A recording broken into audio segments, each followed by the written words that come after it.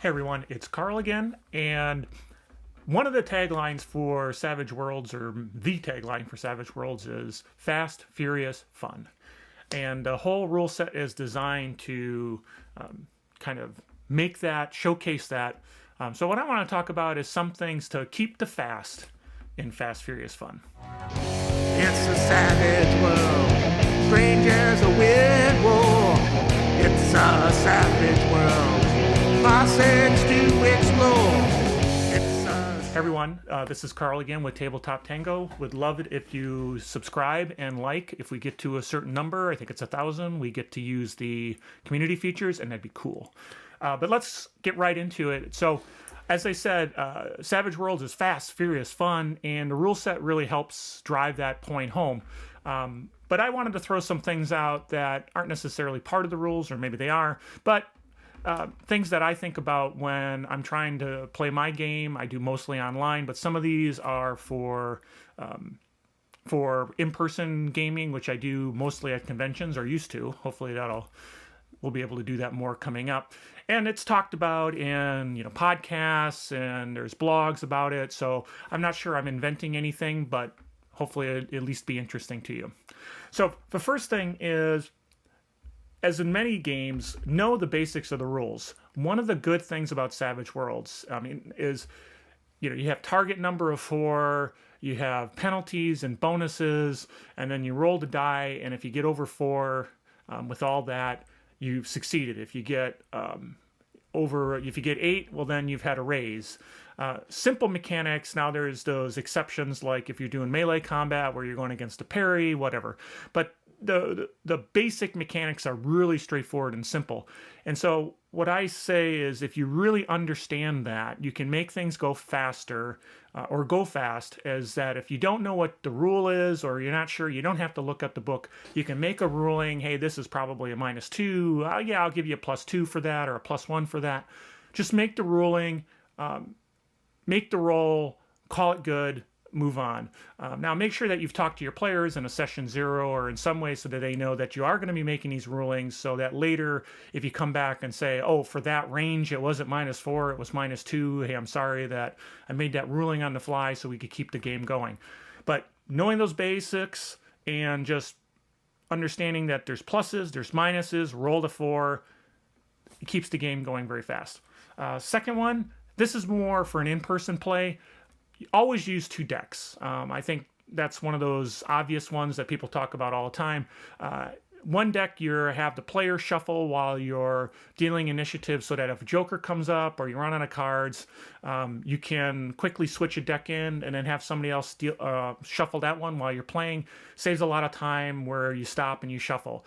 Now, my problem is I use specialized decks for my games that I play at conventions. They're themed, so they're themed well for the game I'm playing. They add a little extra there, and I really hate mixing those decks together. So I end up with 1 deck. So maybe I'm not as fast. But 2 decks is a great thing to do, and you can give players kind of a bonus, like a Benny or something, for the person whoever shuffles the deck for you. Another one is, and this is probably true of all games, but especially if you're trying to keep the fast and fast, furious fun, is only roll when it matters. Every perception check you're making, if somebody has a basic thing they're doing, but roll for that. Just get rid of that mindset. If it doesn't matter, or the player character should just be able to do it, why have a roll? So if you got your electronics expert who's got a D10 in electronics, and he's on a computer trying to download files, you're not going to roll. He just knows how to do that. Now, if the guards are coming down the hallway and they're going to be here in a second, and he's got to really be fast in finding the files and getting them down, okay, there's some consequences, then yeah, maybe you make them roll, and that's important. So you speed things up by not rolling if it doesn't make the difference. And I kind of related to that, I guess, is if they're competent people, things they should be able to do, just let them do, and it just smooths it out and you go faster. One of the things you see in like D&D and other games where they're doing perception checks, or you're searching a room or whatever, is this concept of piling on, where I searched a room. Well, you didn't find anything. Oh, wait. I want to search the room too. Oh, I want to search the room too. Or I want to. And then suddenly you're rolling 15 dice to try to have everybody search the room. Or you're pushing back and say, well, no, you can't. You didn't say you were going to. In Savage Worlds, there's a really cool thing called support, a support roll. This is where everyone who wants to help out and provide some additional help to the player who's making the roll, they can do it. And they can roll and add a plus to their roll. That's what you should use. If somebody says, hey, I want to search the room, and someone goes, yeah, let's search the room. Okay, who's helping with that? Let's do a support roll. One roll for the final, and we're done. So boom, boom, boom, boom. We're still probably making as many rolls. Maybe not, because some players are going to say, well, I'm not really going to help. My help's not really going to make any difference, as opposed to the piling on where somebody makes a roll and then somebody says, hey, I want to roll too. You still might be almost in the same number of rolls, but you're defining it fast. People understand what they're getting into. They go, yes, I want to support, roll the dice, get the plus, roll the final. It goes pretty quick then. Related to knowing the basics, and I'm a big fan of, you don't have to know every last rule, but if you think you're using something in your game, look it up. If you're going to have a dramatic task, look it up. If you're going to have a chase, read it before you come to the game so you're not having to look at that while you're playing. You kind of have your adventure in mind, you know what you're going to do, you have a feeling for, if there's a big heist and they're going to jump, they've got a getaway car and they're going to run off. It might be a chase. Maybe you want to have a little bit of understanding of that before you get into it. Then you'll save yourself time from going through the rules. Me, anytime I'm having a chase, I have to look up, because that to me is a little obtuse sometimes if you don't use it all the time. I even did a video on it, and when we went through the video, we were still going, wait, did we understand that right? So I always do that. I always look that up. And also part of that is the state rules. Always am trying to remember the state rules. It's like, well, wait, if they're bound, what does that mean? Oh my God, always forgetting that stuff. So I always look it up before I start the game.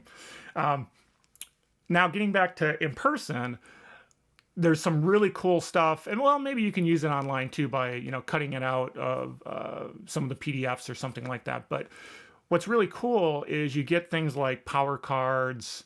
And you have archetype cards. And so all that stuff is really cool because you can use that as a reference, and you don't have to keep paging through the book to say, what does this power do? What does it go, and how does it help?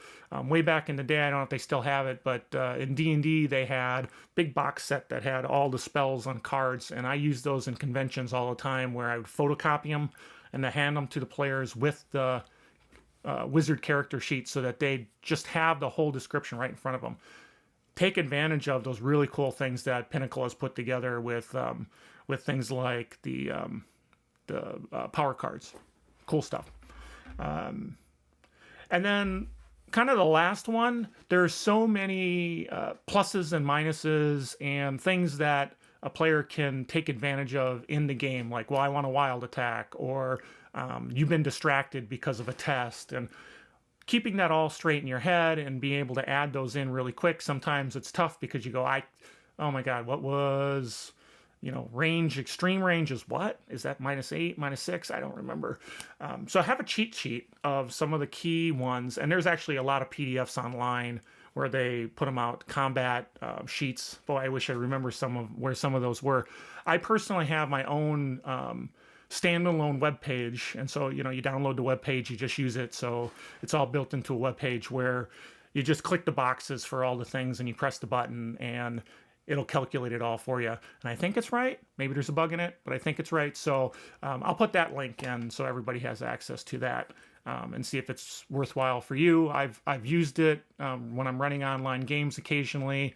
But again, I go back to the first thing, which is if I really get in a jam and I don't know exactly what the plus or minus, I'm just going to use my intuition and what I think it should be, and then run with it, roll with it. So you can do that too. So what we talked about, understand the rules enough so you can make some rulings quickly. 2 decks are better than 1 if you want to keep things moving.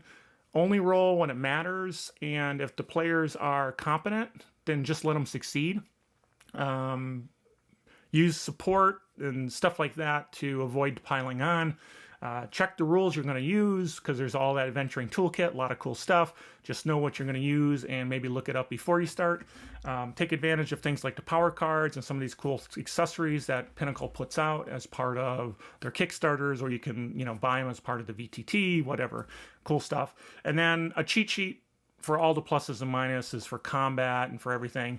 Really valuable. I'll put a link for my web-based tool in the system. So that is a couple of ideas on how to keep the fast and Fast Furious fun. Again, I'm Carl with Tabletop Tango. Hope you like some of the content. I'd love it if you subscribe, just because I want to use some of the really cool community tools, and I'm not expecting to be famous. So again, thank you a lot for watching, and hopefully you enjoyed what you heard. Bye. It's a savage world, strangers a weird war. It's a savage world, classics to explore. It's a savage world.